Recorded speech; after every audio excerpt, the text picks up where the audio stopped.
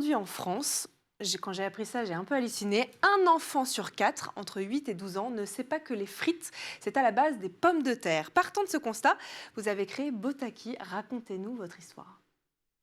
Oui, alors tout à fait, c'est vrai que c'est assez, impressionnant comme chiffre.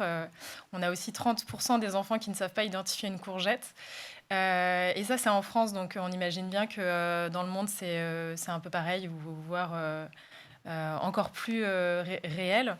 C'est vrai que nous, initialement, en fait, on s'est en fait, on c'est tout est parti d'une conviction, c'est que les futures générations, sont l'avenir, forcément de la société et donc si on veut que, la révolution verte soit présente, en fait, ça passera forcément par l'éducation des futures générations. Et donc, nous, on a voulu créer tout un univers graphique pour stimuler la curiosité des enfants et leur donner envie d'aller découvrir cette nature et de la préserver. Concrètement, Botaki, c'est quoi? Je crois que vous avez ramené en plateau, on les voit, quelques produits. Ce sont des box pour les enfants qui les sensibilisent à l'environnement, c'est ça?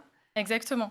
En fait, on a créé tout un univers graphique avec la tribu Botaki et donc on a différentes thématiques qui sont abordées au travers des kits. Donc là, c'est l'espace, donc c'est un peu éloigné de la nature, mais en fait, c'était aussi un prétexte pour rappeler que la Terre est la seule planète habitable aujourd'hui.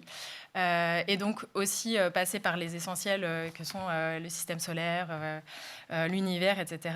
Et on a plein d'autres thématiques qui sont abordées, donc la forêt, les océans, le Grand Nord, le potager, on en a sur la botanique. Et donc, ce qu'on trouve à l'intérieur, ce sont des activités à construire en bois.